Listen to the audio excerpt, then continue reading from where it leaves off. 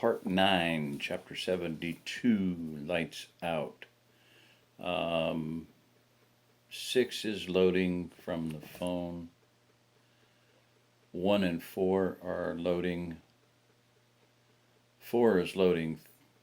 1 is loading theoretically, so it looks like it's not doing anything.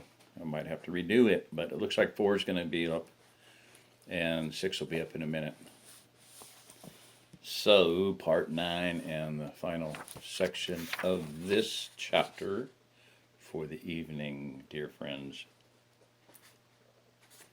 I'd like to just, maybe I'll finish the book off tomorrow night or the night after that, or maybe the night after that, depending on how I feel. All right? It's all about feeling. No, just kidding. All right. Here we go.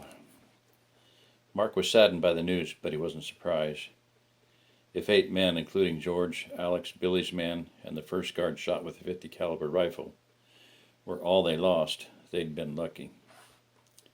Not that it would be any comfort to the loved ones of those who had died, but Mark knew it could have been much worse. Greg walked into the command post. "Hey, Greg," Mark called as he rushed over to shake the man's hand. "Thank you so much for coming. Sorry it took so long. That damned Barney had the keys to all the buses. We had to hotwire them. Plus he locked up all the full auto AKs and took the keys to them too. Hopefully Rob will be in charge soon and we won't have any more problems like this." "Where is Rob?" "Oh, since we sort of stole the buses, we decided he'd better not come. Barney would probably love to lock him up even if it was on some bullshit trumped up charges. How many of your people are hurt?" "We have 8 confirmed dead, and I don't know how many wounded. Doc and Lisa are checking on everybody now." "Do you know who the attackers were?" Greg said. "Yes, it was John Olson and a group he sold us out to, just so he could get even with me." "I thought you went down to ambush him yesterday." "Things didn't go like we expected. It seems John's a lot smarter than I gave him credit for." Mark went on to explain what had happened. Greg could hardly believe the intricate trap Big O had set and almost pulled off. As Mark continued to talk to Greg, he became aware of people looking in his direction. He'd seen them look at him this way before, and it made him uncomfortable. He could see the ever-growing crowd whispering to each other as they took reverent glances in his direction.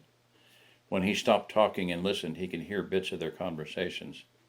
They were talking about him and the AK he used to hose down the MZBs John had hired. He knew what they were thinking, but they were wrong.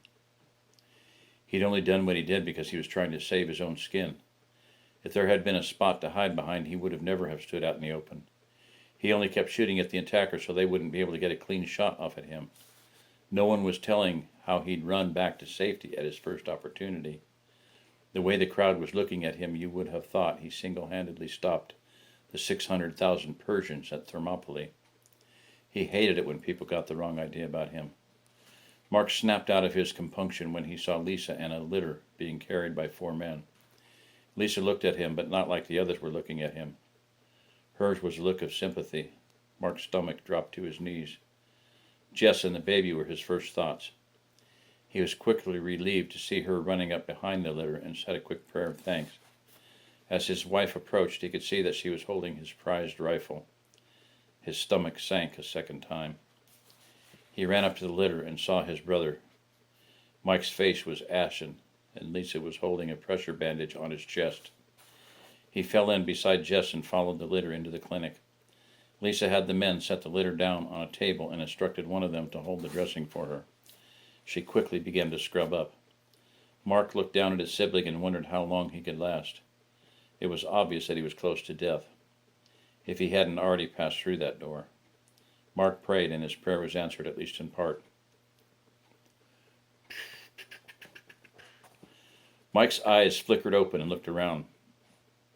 They locked on Mark, and he weakly waved his little brother over to him. Mark went and grabbed the hand. "I'm here, bro."